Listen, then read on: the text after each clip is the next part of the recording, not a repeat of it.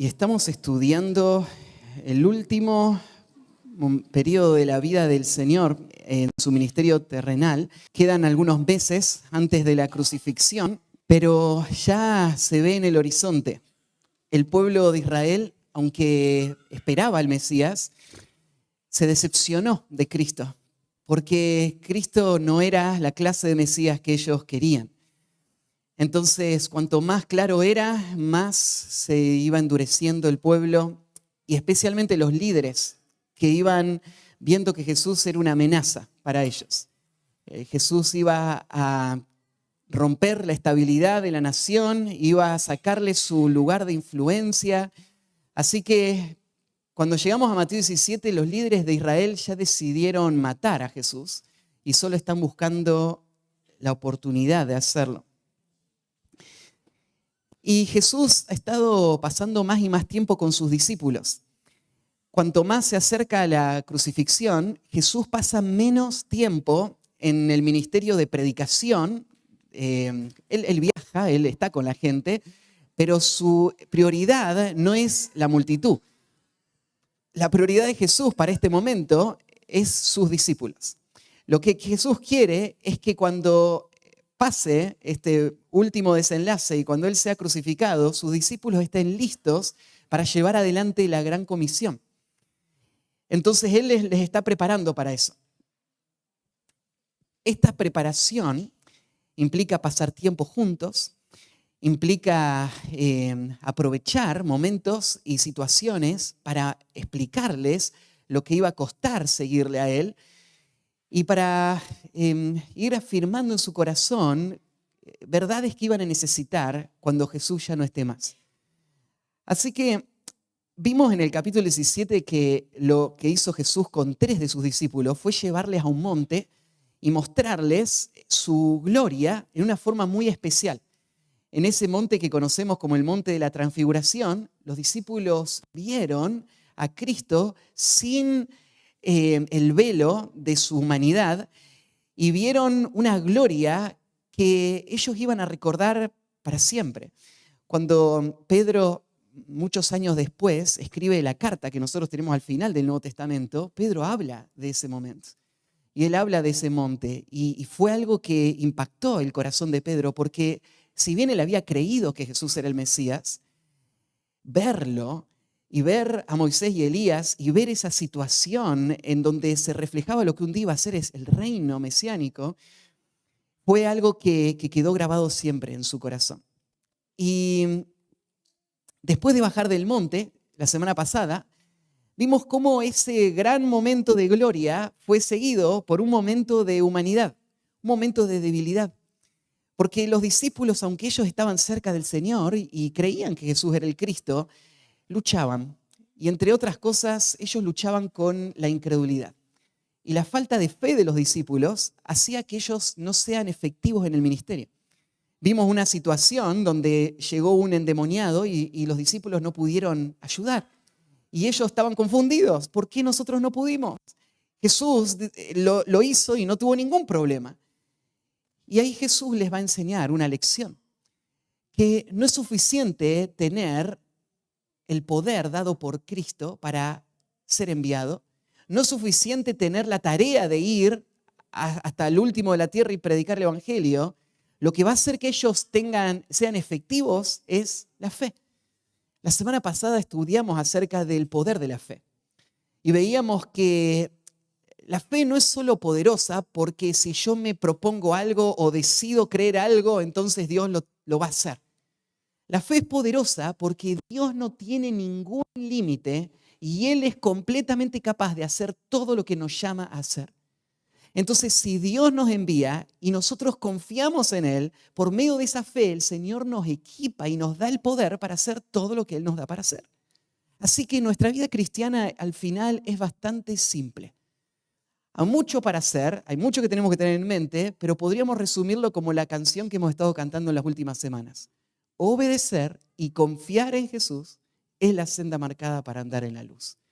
Lo único que tenemos que hacer como creyentes es creer y obedecer.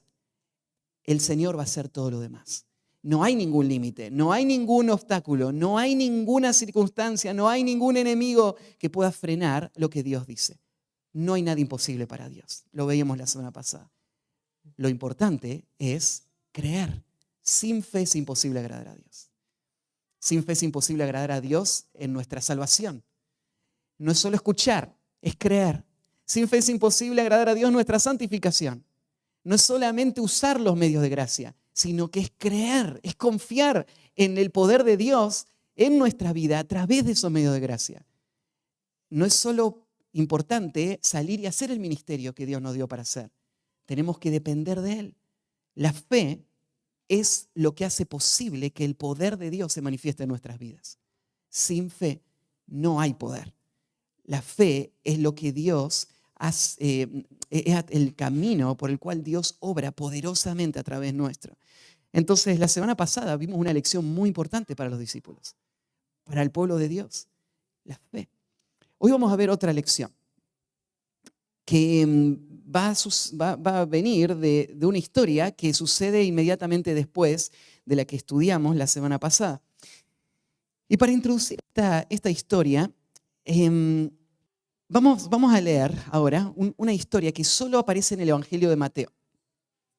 Y me parece interesante que sea Mateo el que nos cuente una historia que tiene que ver con impuestos y con el pago de impuestos. Y lo que es llamativo es que Mateo, antes de convertirse, eso es lo que él hacía. Él era un cobrador de impuestos. Así que Mateo sabe toda la corrupción que había detrás de la cortina. La gente lo veía porque era obvio para todos, pero Mateo por años fue parte del sistema. Entonces, ustedes se acuerdan que Israel estaba dominada por los romanos y entonces los romanos les dejaban vivir vidas bastante tranquilas, pero tenían que ellos pagar un tributo, un impuesto a Roma muy alto y que era recaudado por representantes de Roma. Roma nombraba a alguien y esa persona tenía la autoridad de Roma para pedir que todos paguen. Esta gente era muy corrupta, entonces pedía más de lo que Roma pedía y se enriquecían a costa del dolor de todos los demás y extorsionaban y amenazaban, y Mateo fue parte de esto por mucho tiempo. Así que él sabe toda la corrupción del sistema. Y en esta historia vamos a ver que Mateo nos va a contar lo que Jesús piensa de los impuestos. Lo que Jesús pensaba de el pago de recursos a un sistema corrupto y cómo lidiar con eso. Esta historia es muy importante para los creyentes porque en esta historia vamos a aprender cómo el pueblo de Dios se relaciona con un entorno que no busca la gloria de Dios. Cómo el pueblo de Dios se relaciona con un poder político y social que va en contra de Dios. Deberíamos nosotros sentirnos parte de este sistema. Deberíamos nosotros aportar a este sistema. O ya que somos de Cristo y fuimos salvados del pecado, deberíamos alejarnos completamente y no tener nada que ver con nuestro país, ni con este gobierno, ni con la economía de nuestro país. ¿Debería el creyente pagar impuestos o no? Cuando los discípulos estaban lidiando con esto, vos pensás, para Mateo esto debe haber sido especialmente importante. Porque él fue salvado de la corrupción de todo ese sistema y ahora él seguía a Cristo. Y era fácil, tal vez para Mateo, pensar algo así. Ahora que yo ya soy libre de todo eso, ahora ya no me tengo que preocupar de lo que pase con este sistema. Ellos son corruptos, que vivan y hagan lo que quieran. Ahora yo soy libre para poder servir a Cristo y salir por este mundo a predicar la palabra.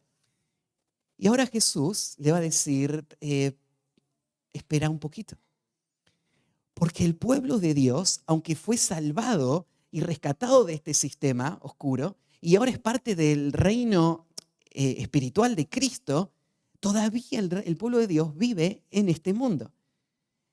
Y si queremos ganar a este mundo para Cristo, tenemos que vivir siendo parte de este mundo. Y tenemos que dar un testimonio a este mundo que incluye pagar los impuestos. lo cual era el problema o la situación que sacó esta presión. Tenés que pensar algo más. El impuesto que se va a hablar acá es un impuesto que no era de Roma, sino que es un impuesto que venía del liderazgo de la nación de Israel. Este impuesto a donde iba era al templo, para financiar el templo. Ahora, pensá en esto. Jesús está acercándose a su crucifixión. ¿Quién lo va a matar a Jesús? El sistema religioso de Israel, los líderes del templo. O sea, el dinero que va a ingresar al templo va a ser usado para poner en marcha una maquinaria de oposición a la obra de Dios, que va a terminar crucificando al Mesías. Y ahora vamos a ver esta pregunta. ¿Deberían los discípulos pagar este impuesto a este sistema que no tiene nada que ver con nosotros? La inmoralidad, la corrupción, los propósitos, la oposición al evangelio, todo esto. ¿Por qué deberíamos ser parte de todo este sistema? Y Jesús nos va a decir por qué debemos ser parte. ¿Por qué debemos pagar nuestros impuestos? Entonces la historia de hoy va a ayudarnos como creyentes a navegar en estas aguas en donde tenemos una identidad celestial. Nosotros somos parte de un reino que no es de este mundo, pero vivimos en este mundo. Y tenemos que ser fieles con todas nuestras responsabilidades en este mundo, aún un mundo que se opone, aún un mundo que nos persigue, y lo vamos a hacer por causa del reino de Cristo. Lo vamos a hacer para que Dios nos use para ganar a otros con el evangelio. Así que vamos a leer la historia y el título del mensaje de hoy es Hijos de Dios sujetos a gobernantes humanos. Hijos de Dios sujetos a gobernantes humanos. Esa es la manera en la que el Señor quiere que vivan sus discípulos. Leemos comenzando en el versículo 22. Estando ellos en Galilea, Jesús les dijo, el Hijo del Hombre será entregado en manos de los hombres y le matarán, mas al tercer día resucitará. Y ellos se entristecieron en gran manera. Cuando llegaron a Capernaum, vinieron a Pedro los que cobraban las 2 dracmas y le dijeron, ¿vuestro maestro no paga las 2 dracmas? Él dijo, sí. Y al entrar en casa, Jesús le habló primero diciendo, ¿qué te parece, Simón? Los reyes de la tierra, ¿de quiénes cobran los tributos o los impuestos? ¿De sus hijos o de los extraños? Pedro le respondió, de los extraños. Jesús le dijo, luego los hijos están exentos. Sin embargo, para no ofenderles, ve al mar y echa el anzuelo. Y el primer pez que saques, tómalo. Y al abrirle la boca, hallarás un estatero. Tómalo y dáselo por mí y por ti. Esta es una historia interesante por varias razones. Yo le contaba primero, esto es la única vez que aparece, en los otros evangelios no está esta historia. Y lo que conecta esta historia con Mateo es interesante, pero también este es un milagro especial porque este es el único milagro que Jesús hace que va a suplir una necesidad personal. ¿Se acuerdan cuando Jesús estaba en el desierto que Satanás le dijo, decí que se conviertan en pan, estas piedras? Y Jesús no lo hizo, ¿no? Cada milagro que él hizo fue para servir a otros, sanar a otros, ayudar a otros. Pero en este milagro, Jesús va a hacer que surja el dinero para pagar su propio impuesto. Esto es algo extraño. Así que veamos estos principios de los que le hablaba. Yo entiendo que esta historia va a hablar de la identidad de Cristo. Esta historia, como todas las de Mateo, van a afirmar que Él es el Rey prometido. Él es el Salvador del mundo y no hay ninguna duda. Esta historia va a resaltar la deidad de Cristo de formas muy claras también, por todo lo que sucede en esta historia. Pero creo que Mateo tiene otra intención atrás de esta historia y es mostrar lo que Jesús pensaba que debía ser la relación de los discípulos con el sistema político de su época. Entonces, dijimos, hijos de Dios sujetos a gobernantes humanos. Y primer punto, van a estar sujetos a los gobernantes humanos aún frente a la oposición más severa. En primer lugar, aún frente a la oposición más severa. Yo conecté estas dos historias porque Mateo nos está llevando en este pensamiento y creo que la historia del versículo 22-23 se conectan de una forma muy natural con la que sigue después. ¿Y en qué se conectan? Bueno, la historia del versículo 22-23 nos muestra cómo va creciendo esa hostilidad, ese rechazo de Cristo. Déjenme mostrárselo. Dice el versículo 22, estando ellos en Galilea, Jesús les dijo. Así que después del monte, que suponemos que es tal vez más al norte de Israel, Jesús ahora baja y se encuentra de nuevo en esta región, en la región de Galilea. Jesús había pasado en Galilea varios años, estos últimos 2 años, predicando. Ahí es donde había pasado casi todo su tiempo haciendo su ministerio. Pero esta va a ser la última mención que tenemos en el Evangelio de Mateo de Galilea. Jesús está a punto de abandonar Galilea y abandonarla para siempre. Una vez que se vaya, Jesús va a bajar a la zona de Judea y ahí es donde van a pasar los últimos eventos y el desenlace final, su crucifixión, muerte y resurrección. Entonces, en esta última mención, lo que vos sabés es que Galilea ha rechazado a Cristo. Jesús, aunque volvió, él ya había pasado, ¿se acuerdan cuando estudiamos los hay? Cuando Jesús hablaba de las ciudades donde él había predicado y todas les habían rechazado y los juicios que iban a venir. Galilea era donde estaban todas esas ciudades. Así que en toda esta región Jesús fue rechazado. Y él llega por última vez a esta zona y como les dije, él no está ahí para predicar principalmente porque la gente ya no le recibe a Cristo como antes. Y aunque hay gente curiosa que está escuchando, ellos ya han decidido no responder al mensaje. Así que la preocupación principal de Jesús es estar con sus discípulos y es enseñarles a ellos. Entonces, estando ahí, Jesús va a hablar las palabras que tenemos. El Hijo del Hombre será entregado en manos de hombres y le matarán, mas al tercer día resucitará. Desde el capítulo 16, Jesús empezó a hablar de su crucifixión. ¿Se acuerdan cuando estábamos ahí en el capítulo 16 y veíamos esta primer predicción?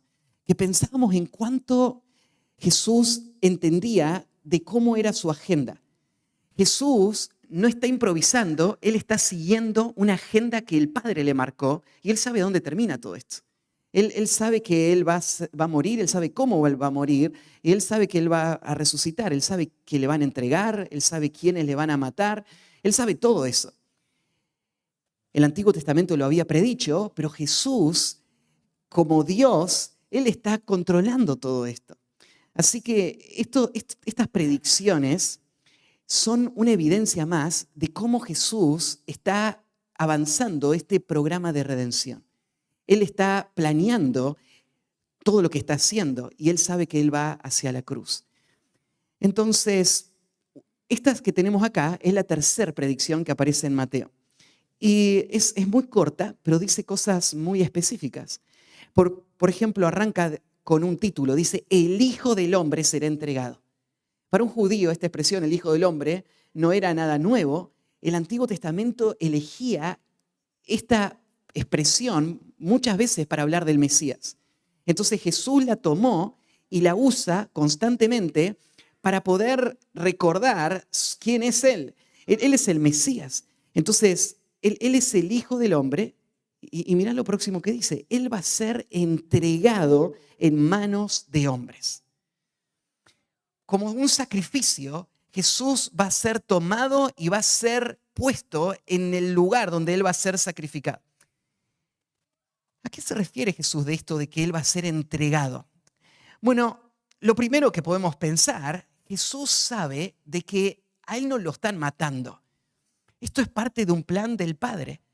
Entonces, ¿quién está entregando a Jesús para que Él muera? El Padre mismo es el que entregó al Hijo, ¿no? Hay un pasaje ahí en Romanos capítulo 4, versículo 25, que usa esta misma palabra y se está refiriendo al Padre, cuando dice, el cual fue entregado por nuestras transgresiones y resucitado para nuestra justificación. Jesús fue entregado para salvarnos del pecado. Entonces, el Padre es el que está entregando a Cristo. Cristo está por padecer, pero el Padre es el que está guiando todo esto. La palabra entregado también se está refiriendo no solo a que el Padre está guiando todo esto, sino a que hay personas que van a entregar a Cristo. Hay algunas traducciones que en este pasaje, en vez de usar la palabra entregado, usan la palabra traicionado. El Hijo del Hombre será traicionado y puesto en manos de hombres. Y es esta la idea también de este pasaje. Jesús sabe cómo es que Él va a morir. Él va a morir porque hay alguien que va a entregarlo. Hay alguien que va a ser el instrumento, ¿no es cierto?, por el que Él va a ir en el camino de la crucifixión. Él va a ser traicionado. Este concepto aparece en varios pasajes, en Hechos 3:13, por ejemplo. Dice, el Dios de Abraham, de Isaac y de Jacob, el Dios de nuestros padres, ha glorificado a su Hijo Jesús, a quien vosotros entregasteis y negasteis delante de Pilato. Acá Pedro está siendo responsable a todo Israel por haber entregado a Cristo. Y en 1 Corintios 11:23 dice, porque yo recibí del Señor lo que también os he enseñado, que el Señor Jesús, la noche que fue entregado, tomó pan. La noche que fue entregado. Entonces, Pablo está hablando de la entrega de Cristo, refiriéndose a Judas. Judas es el que entregó a Jesús. Entonces, 6 meses antes, Jesús está hablando de cómo va a ser el desenlace final de su vida. Y Él tiene tan en claro todos estos elementos. Él sabe que el Padre está guiando todas las cosas. Nadie va a matarlo antes del momento oportuno, porque es el Padre el que le está entregando para el sacrificio. Él sabe que hay alguien que le va a entregar a otros que son los que les van a matar. Entonces, va a ser entregado en manos de hombres. Los hombres van a tomar en sus manos lo que va a pasar con Cristo, pero lo que está pasando con Cristo está siendo dirigido. Lo próximo que dice el versículo 23, y le matarán. Entonces vos tenés varios grupos de personas. Está el que entrega y están los que matan. Son 2 grupos distintos. Unos son los que van a entregar y otros son los que van a matar. Si vos mirás la escena de la crucifixión estuvo guiada por estos 2 grupos, ¿no? ¿Quién mató a Cristo? En un sentido, uno podría decir, Dios fue el que planeó la muerte de Cristo y Él dio a su Hijo unigénito para salvarnos del pecado. Entonces, es el Padre el que mata al Hijo. Vos ves, son los judíos los que matan a Cristo, porque ellos son los que lo ponen en las manos de los romanos y hacen toda la presión para que los romanos le ejecuten. Entonces, los romanos son solamente los que llevan a cabo la sentencia, pero los que matan son los judíos. Y también podrías decir, los romanos mataron a Cristo porque ellos fueron los que lo clavaron en la cruz. Pero Jesús está viendo acá todos los participantes. Lo van a entregar y le matarán, y después, más al tercer día, resucitará. Jesús sabe muy bien del rechazo y el odio, y Él sabe muy bien de lo que va a pasar pronto. Él no es ingenuo en cuanto a esto. Pero Él sabe que todo esto es parte del programa de Dios y esto va a resultar en una victoria final sobre el pecado y sobre la muerte. Al tercer día resucitará. Cuando los discípulos escucharon esto,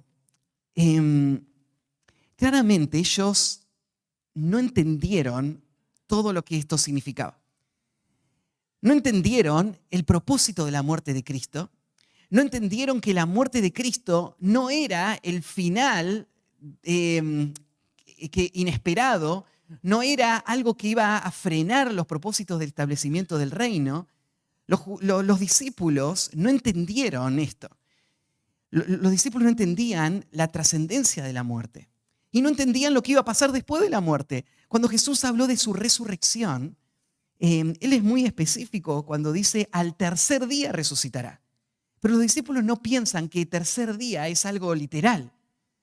Ellos saben que todos van a resucitar un día, pero ellos no están pensando en que Jesús va a vencer la muerte, salir de la tumba de manera física y literal 3 días después de su crucifixión. Sus corazones están cegados, están endurecidos. De hecho, los enemigos de Cristo parecen entender más que los discípulos mismos. Porque cuando lo matan a Jesús y los discípulos están devastados, los enemigos dicen, ¿se acuerdan que él dijo que iba a resucitar al tercer día? Entonces vamos a proteger la tumba para que no se lo roben y piensen, después digan que Jesús resucitó. Los enemigos se acordaban de eso y los discípulos parece que no entendieron nada de todo esto que Jesús estaba diciendo. En muchas ocasiones Jesús se lo venía advirtiendo o se lo venía anticipando. Voy a ser crucificado, cada vez con más detalle, voy a ser entregado, me van a matar y al tercer día voy a resucitar. Como los discípulos no entendían, lo dice el texto, y ellos se entristecieron en gran manera. Las dos palabras que se usan ahí en el texto griego nos muestran, ¿no es cierto?, la profundidad de la angustia. Las dos palabras muestran gran dolor, pero la segunda suma sobre la primera, que ya era una palabra que mostraba dolor. Entonces los discípulos están deshechos. Los discípulos están aterrados de esta situación. ¿Por qué están tan devastados los discípulos de que Jesús le dice que va a morir? Bueno, ellos no imaginaban un Mesías que moría. Ellos habían imaginado que el Mesías iba a reinar. Aún después de que Jesús 3 veces le dijo que iba a morir y que iba a resucitar, los discípulos, unos capítulos más adelante vamos a estudiar, en un momento vienen con su mamá, Jacobo y Juan, y su mamá le pide a Jesús que les conceda a sus discípulos sentarse uno a la diestra y uno a la derecha y uno a la izquierda en su reino. O sea, los discípulos siguen pensando que Jesús va a ser aceptado y de alguna manera Él va a tomar el control y ellos que están ahí van a pasar a ser los funcionarios de este reino. Entonces, todavía no entienden cómo Dios va a traer salvación. Entonces, cuando ellos escuchan que Jesús dice, voy a morir, ¿te acuerdan que Pedro le había dicho, no, que esto nunca te acontezca? Y Jesús ya lo había confrontado a Pedro. Así que ahora los discípulos no lo reprenden a Jesús, pero se angustian, se deprimen. Están en el pozo, ¿no es cierto? Ahí en su corazón, totalmente devastados. Sus expectativas están tiradas por el piso.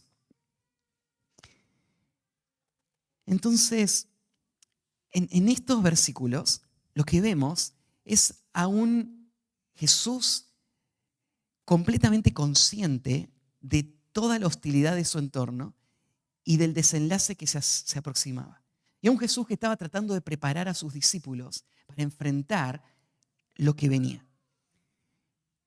Y yo les decía, si unimos esto con la historia que sigue, lo que los discípulos ahora van a vivir tiene esto como contexto.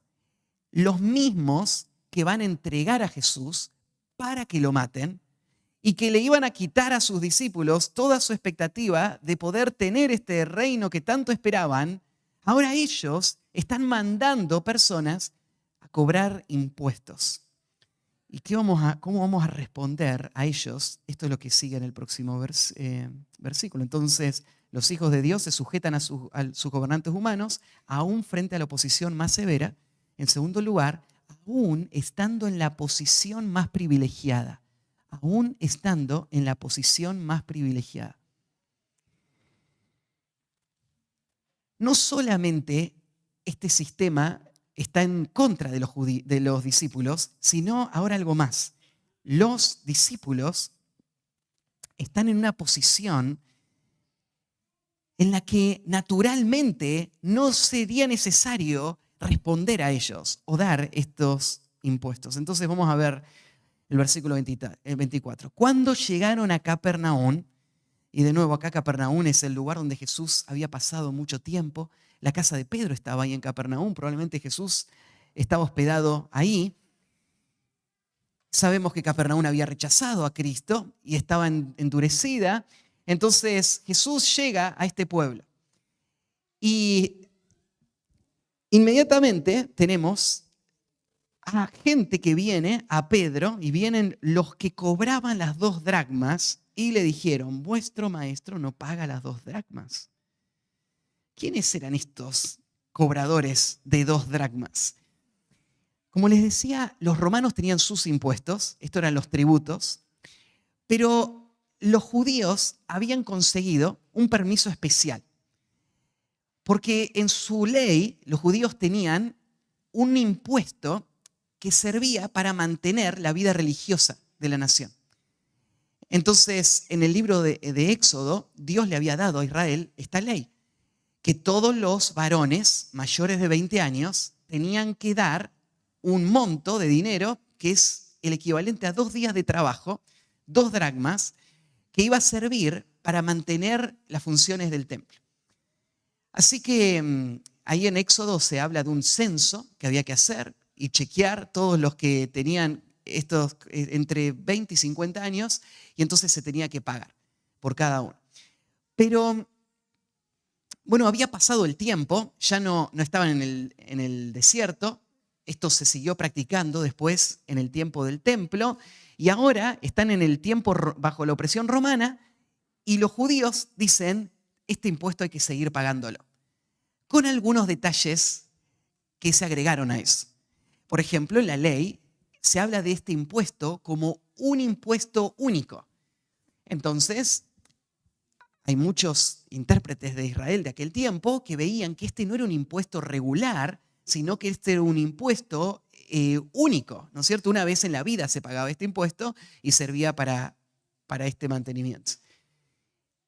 Claro, los judíos, los líderes de Israel, eran hombres avaros.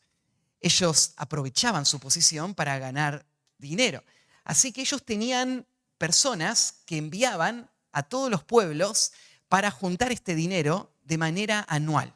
Entonces, en algún momento en el mes de febrero o de marzo, aparecían estos hombres a cobrar porque tenían que llevar todo esto antes del día de la Pascua a Israel, que era lo que la ley indicaba. Entonces, Jesús está en su pueblo, llegan estas personas y tal vez en su mente pensando, por ser un maestro reconocido, no se va a escapar este hombre, ¿no? ¿Va a pagar o no va a pagar este impuesto que todos tienen que pagar? Entonces, tenés que entender que este impuesto tenía una base bíblica, pero estaba distorsionado. Estaba siendo usado de una manera no bíblica y estaban usándolo para propósitos que eran completamente antibíblicos, ¿no? Estaban siendo parte de este sistema. Entonces, la pregunta, ¿vuestro maestro no paga las 2 dracmas? Pedro inmediatamente le responde, tal vez como para defender a su maestro y que nadie sospeche de que él no obedecía a la ley. Él, de forma impulsiva, como lo suele hacer, dice, sí, claro que él paga. Él no se tomó el tiempo de ir a preguntarle a Jesús. Ahora se iba a encontrar con el problema cuando vuelva, ¿no es cierto? Y tenga esta situación de la que leímos recién. Pero Pedro inmediatamente dice, sí, Jesús paga. Jesús había mostrado que él no era un revolucionario. Él había cumplido todas las leyes. Él no vino a abolir la ley, sino a cumplir la ley. Entonces Pedro, él piensa inmediatamente, bueno, está bien. Si hay que pagarlo, Jesús lo va a pagar. Y entonces tenemos esta otra situación, que al entrar él a la casa, Jesús va a hablar primero, mostrando de nuevo su conocimiento sobrenatural y su entendimiento de los pensamientos de los hombres y todo lo que había pasado afuera. Ahora entra y Jesús es el que va a tomar la iniciativa y él va a aprovechar esta situación para enseñarle esta lección. Y arranca con una pregunta, ¿qué te parece, Simón, los reyes de la tierra, de quién cobran los tributos o los impuestos? La pregunta era una pregunta obvia. En ese tiempo no había presidentes, había reyes. La diferencia de un rey a un presidente es que el presidente está ahí porque el pueblo le votó para estar, ¿no? El rey está ahí porque se lo considera el dueño de todo este país. El rey está ahí como un autócrata. Él no le rinde cuenta a nadie. Él hace lo que quiere. Sus decisiones son finales.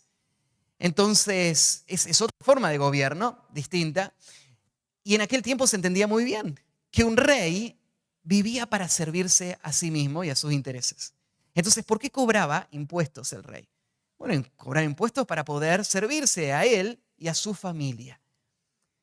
Entonces, lo absurdo de lo que está presentando acá Jesús sería pensar que el rey le está cobrando a su familia. Porque todo el punto de cobrar impuestos es para beneficiar a su familia. Entonces no le va a cobrar a su familia si el objetivo es beneficiar a su familia. No, no. La lógica funciona al revés. Uno le cobra a todos y se aprovecha de todos para poder tener él toda esta vida lujosa que tenían los reyes. Así funcionaban todos los reyes de esa época. Entonces Jesús le hace la pregunta, y es una pregunta obvia. ¿De quién lo cobran? ¿De sus hijos o de los extraños? Vos te das cuenta que Jesús está ahora creando un paralelo. ¿Y a qué se refiere Jesús con hijos y extraños? Bueno, el impuesto que están cobrando estos hombres son impuestos del templo, que sirven para hacer funcionar el templo. Ahora, Jesús había dicho él mismo antes que él es dueño del templo.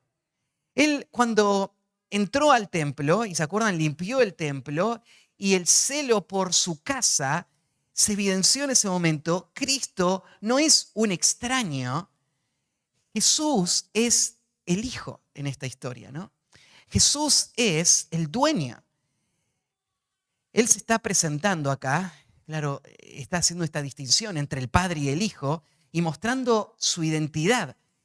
Entonces, recaudar fondos del templo era para que Dios sea honrado a través de esos fondos que van a ir al templo para servir a los propósitos de Dios. Pero Jesús es Dios. Entonces, Jesús no es la persona a quien le piden los fondos para sostener el templo. Jesús es para quien existe el templo. Jesús es el dueño de todo esto, ¿no? Y Jesús es el Hijo. Entonces, Él está mostrando este paralelo para mostrar que no solamente el sistema es corrupto, no solamente el sistema está planeando matarle, sino que todo lo que ellos han usurpado en realidad le pertenece a Él. Y Él es el Hijo legítimo. Así que le pregunta a Pedro, ¿de quién? ¿De los hijos o los extraños? Fíjate que Jesús usa hijos en plural. Y si bien Él está presentando una historia que no tiene que estrictamente seguir todos los paralelos, pero Jesús está mostrando esto no solamente como algo personal, sino como un principio general. Los hijos y los extraños. Los extraños serían los que no son parte de la familia, ¿no? Así que el versículo 26, Pedro le responde lo que es obvio, de los extraños.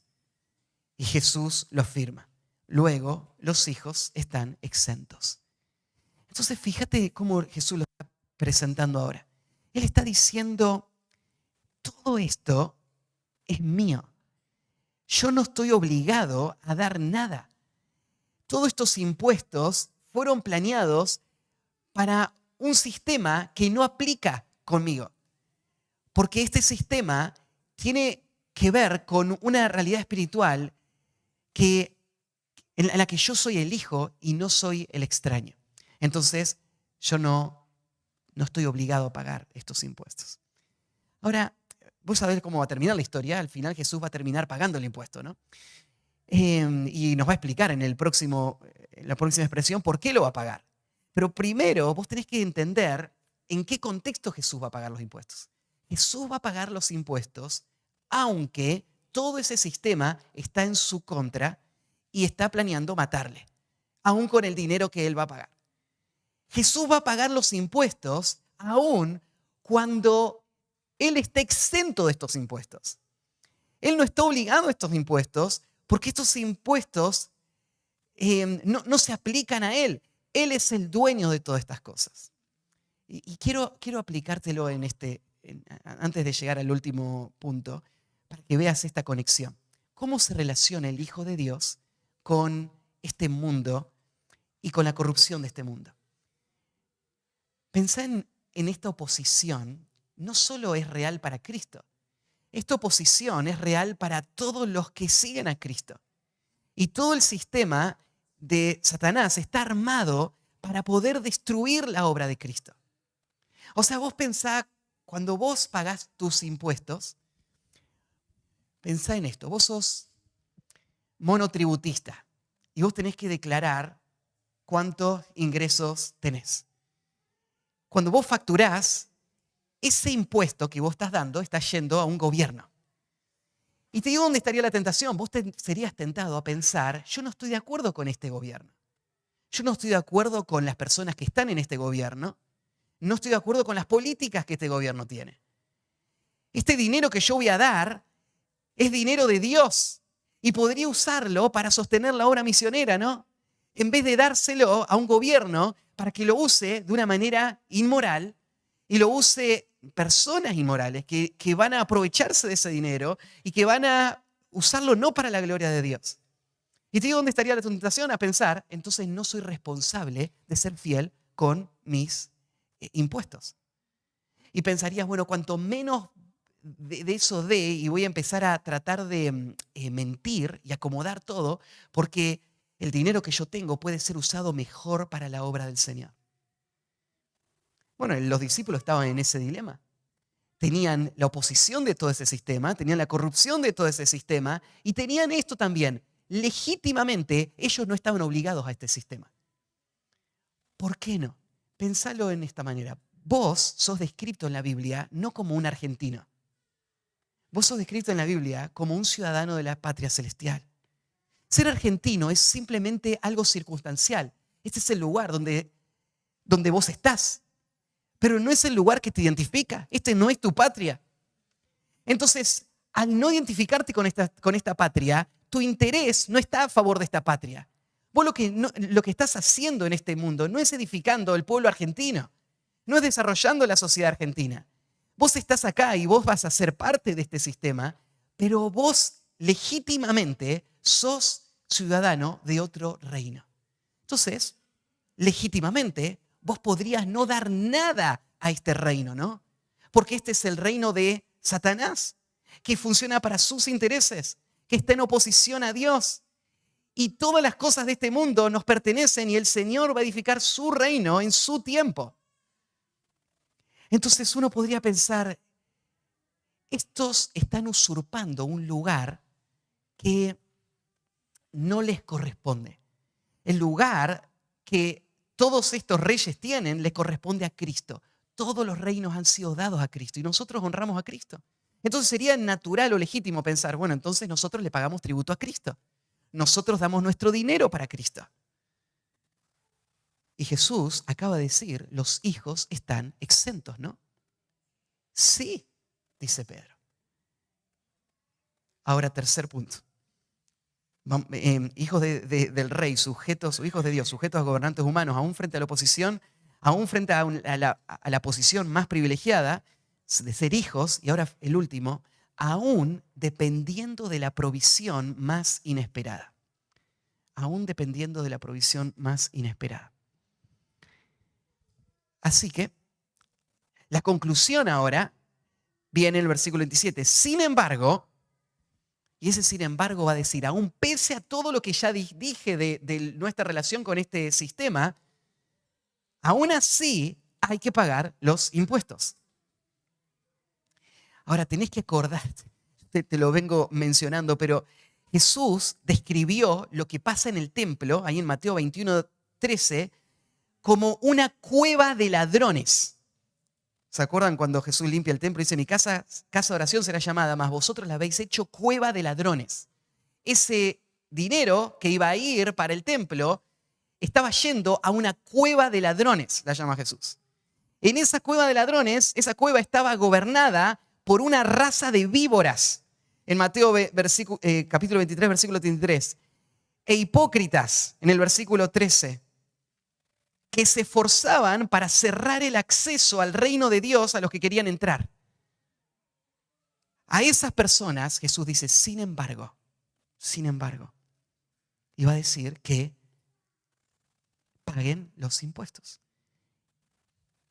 Hace falta una explicación. ¿Por qué pagar los impuestos? Y agrega esto, sin embargo, para no ofenderles. Ve al mar, echa el anzuelo, toma el pez y paga el impuesto. Para no ofenderles. Jesús se preocupa de la opinión de las personas y por eso es que está pensando, no queremos herir susceptibilidades. Claro que no. Jesús siempre fue muy claro y directo y duro cuando tuvo que confrontar el pecado. Entonces, ¿qué es esto de no ofender? Bueno, la palabra ofender no es tal vez la más clara. La palabra escandalizar, que tenemos en el español, está relacionada con la palabra griega, que se usa muchas veces en muchos contextos y se puede traducir como ofender, pero el concepto, ¿no es cierto?, es hacer tropezar.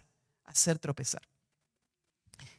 Y entonces, lo que Jesús no quiere es hacer tropezar a personas con algo que podría estorbar su acceso al Evangelio y a la salvación. Hay muchas cosas en las que el mundo va a ofenderse con el creyente, cuando el creyente le hable de su pecado y de la necesidad de venir a Cristo. Pero ¿qué sentido tendría ofender al mundo en algo como esto, algo tan trivial como pagar o no el impuesto? Entonces lo que Jesús está diciendo, paguen los impuestos para que no sea esta la razón por la que ellos rechacen el Evangelio. ¿Y por qué rechazarían el Evangelio personas si no pagan los impuestos? Bueno, es que tendrían toda clase de falsas acusaciones que vendrían a partir de esto. Tendrían toda clase de formas de rechazo que no están basadas en la palabra o en el Evangelio, sino que están basadas en mi interés de proteger mis recursos. Y mis recursos no son lo más importante. Vos no estás en esta vida para proteger tus recursos o para proteger tus intereses. Vos estás en esta vida para honrar a Cristo y servir al avance del Evangelio. Y si no dar los impuestos va a estorbar para el avance del Evangelio, entonces, ¿qué gané dándolo a la obra misionera? No gané nada. Lo que yo quiero es no poner tropiezo.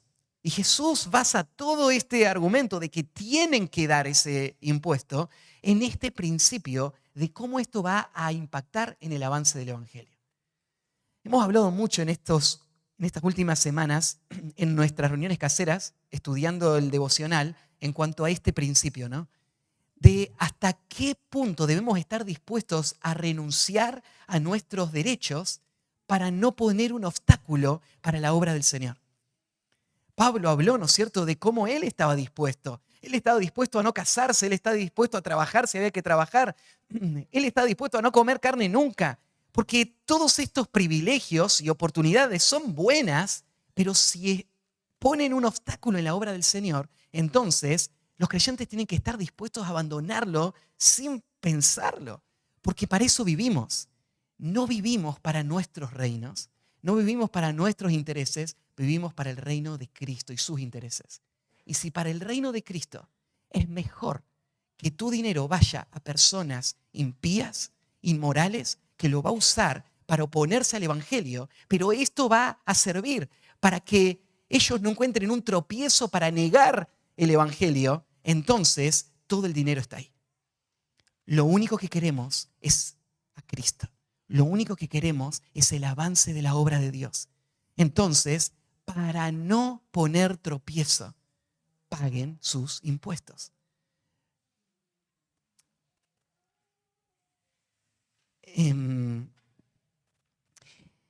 ¿Cómo van a pagar los impuestos? Es interesante la forma en la que Jesús resuelve la necesidad que tenía. Antes de ver el método, tenés que pensar que Jesús no tiene dinero para pagar ese impuesto.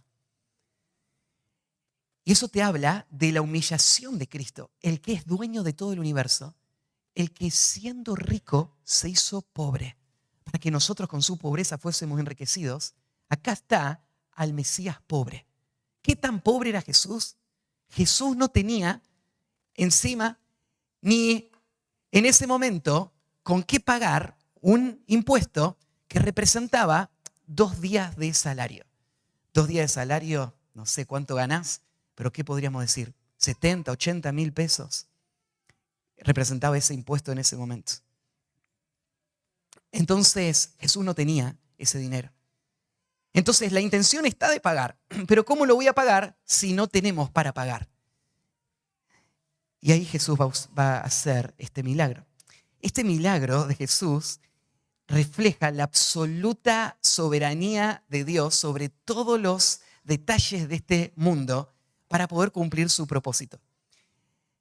Para que pueda pasar lo que lo que está diciendo acá Jesús, ¿cuántos detalles tenían que controlar?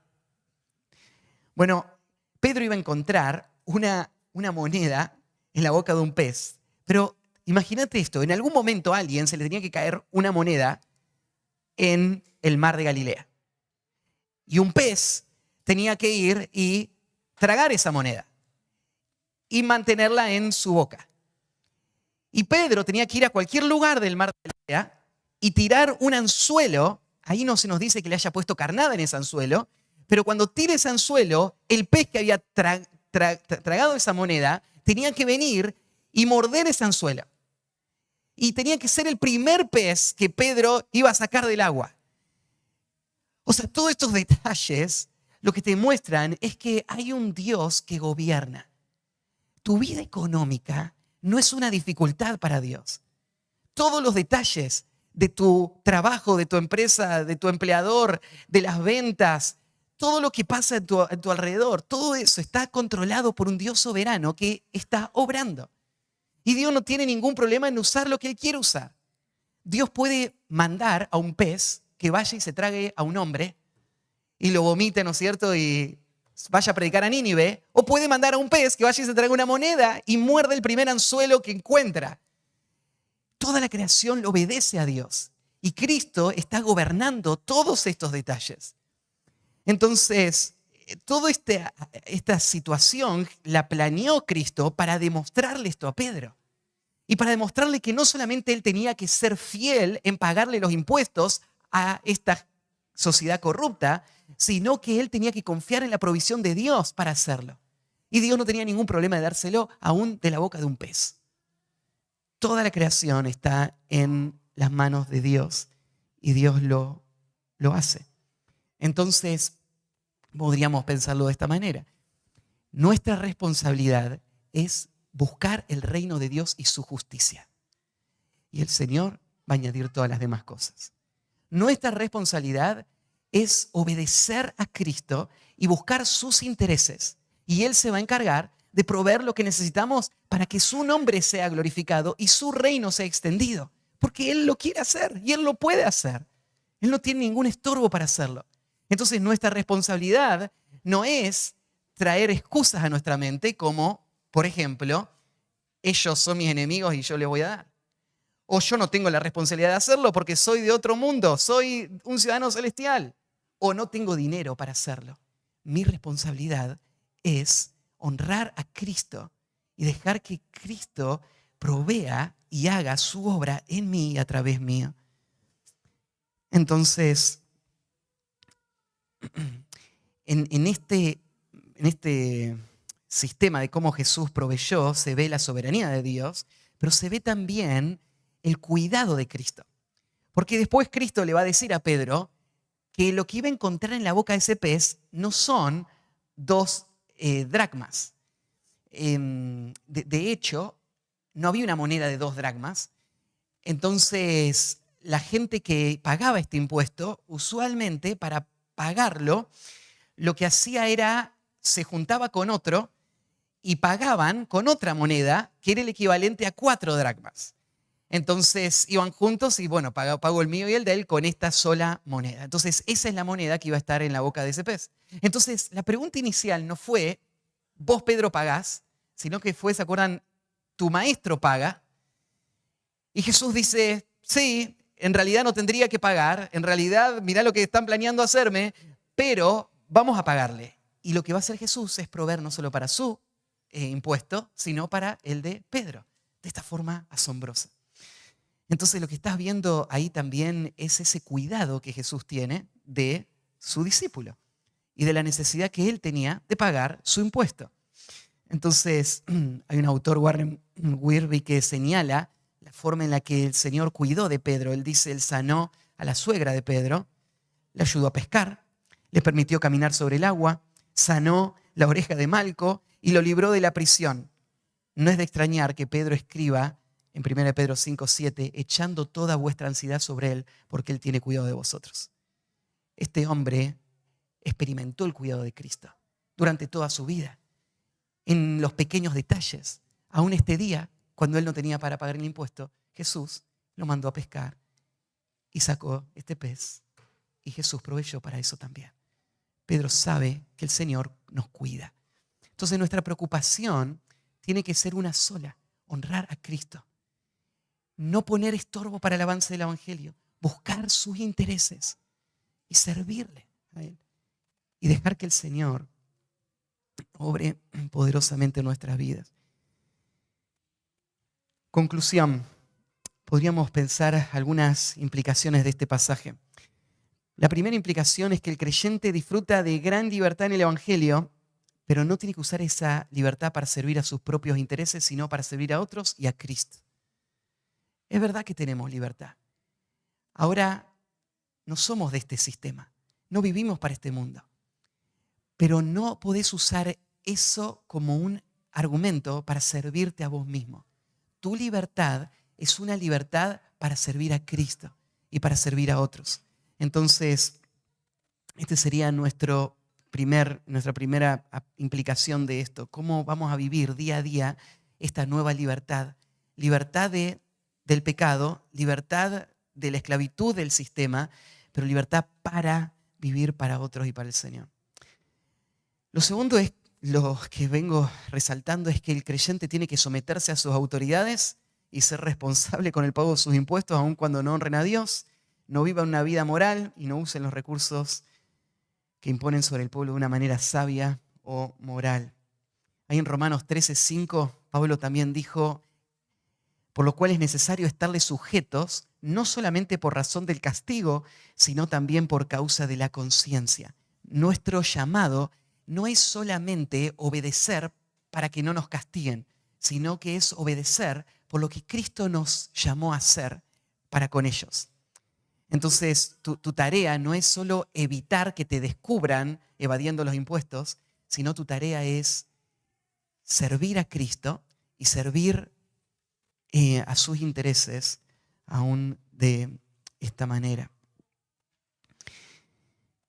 Primera de Pedro 2:17 también dice: honrad a todos, amad a los hermanos, temed a Dios, y ahí al final, honrad al Rey. Este es el llamado del Hijo de Dios. Claro, hay un límite en nuestra obediencia a este mundo, ¿no? El límite es: no vamos a pecar. Lo que ellos hagan no está en nuestro control, así que ellos pueden hacer lo que quieran. Ellos pueden poner las leyes que quieran. Nosotros vamos a honrarles a ellos en todo aquello que no nos lleve a pecar nosotros, ¿sí? Hasta ese punto vamos a obedecer todas las indicaciones del gobierno. Ahí en 1 de Pedro 2, hay varios pasajes acá que nos ayudan a pensar de cómo relacionarnos con el gobierno, pero este creo que es muy útil. 1 de Pedro 2, 21 al 23.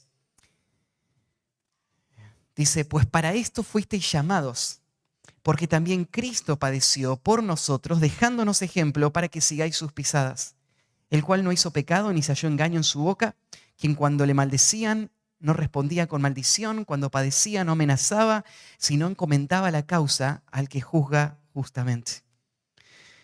Cristo es el ejemplo para el pueblo de Dios. ¿Y cuál fue el ejemplo que Él nos dio? Bueno, la sumisión humilde y dispuesta aún frente a un entorno y un gobierno hostil, perverso, que le llevó hasta su muerte. Entonces, lo que Él hizo ahí al final es encomendar su causa al que juzga justamente. Su responsabilidad era obedecer al Padre, la del Padre iba a ser traer justicia. Bueno, y lo último, veíamos ahí al final, todos los creyentes debemos confiar en la providencia, en la soberanía de Dios, en su cuidado de nuestras necesidades. La historia que acabamos de leer no fue inventada, fue un hecho. Hay algo en la historia que no tenemos. Yo les decía, hay varias cosas que son distintas en esta historia, o en este relato de este milagro. Yo les dije, este milagro fue un milagro que Jesús hizo para suplir una necesidad propia, y eso lo hace distinto. Pero hay otra cosa que lo hace distinto este milagro. Este milagro está inconcluso. Si vos lees, se le dio la instrucción a Pedro lo que tenía que hacer, pero imagínate que vos le estás contando la historia a tus hijos y le estás preparando todo lo que tiene que pasar y no le contás el final. No te van a dejar dormir esa noche, ¿no? Jesús dejó la historia inconclusa. No dice acá si Pedro fue al mar y pescó el pez y salió esa moneda de su boca. No dice que realmente sucedió. ¿Pero qué piensan ustedes? ¿Por qué sí sucedió? ¿Por qué? ¿Por su testimonio? Sí. Sucedió porque Jesús dijo que iba a pasar. Jesús dijo que vaya y iba a pescar y el primer pez que salga lo iba a sacar y iba a encontrar una moneda. Entonces no hace falta que digamos que eso sucedió, porque es obvio. Todo lo que dice Jesús pasa. Él nunca rompe ninguna de sus promesas. Entonces no hace falta el final de la historia. Él es fiel. Todo lo que Él dice sucede. Así como lo que estamos diciendo ahora en cuanto a esta historia. Él no va a romper ninguna de sus promesas jamás. Oramos y terminamos. Padre, gracias por tu palabra. Gracias porque en un asunto tan práctico, tan necesario para nuestras vidas, tú también nos diriges y nos enseñas cómo vivir en este mundo con el sistema que está guiando nuestra sociedad. Ayúdanos, Señor, a hacer luz y a vivir estos principios. Y confesamos que a veces no es fácil. A veces las leyes parecen tan confusas o impracticables. A veces, Señor, es tan evidente que es solamente un intento de aprovecharse y de sacar ventaja del poder. A veces, Señor, las cosas que pasan nos cargan el corazón tanto porque deshonran tu nombre. Pero, Señor, tú nos has llamado a poder llevar el Evangelio y queremos hacerlo. Nuestros recursos no los queremos proteger solo por el interés de protegerlos. Y si queremos usarlos para ti, queremos aún estar dispuestos a usarlo para ti de esta manera, pagando los impuestos a los que tienen que recibirlo. Ayúdanos, Señor, a hacerlo. Danos sabiduría. A veces que hay tantas cosas que están rotas, que no funcionan bien. Dale sabiduría al gobierno también para administrar y para que pueda haber paz y tranquilidad y orden en un gobierno que necesita reflejar o permitir el entorno, Señor, donde tu iglesia pueda avanzar. Te pido que tú concedas esto. Amamos nuestro país. Deseamos, Señor, verlo lleno del Evangelio. Y, Señor, te rogamos por las autoridades, por nuestro presidente, nuestros gobernantes, intendente y todos los que ejercen alguna clase de autoridad sobre nosotros. Obra, Señor, en salvación y obra también de tal manera que el avance del Evangelio pueda ser poderoso y la palabra pueda correr. En el nombre de Cristo Jesús, amén.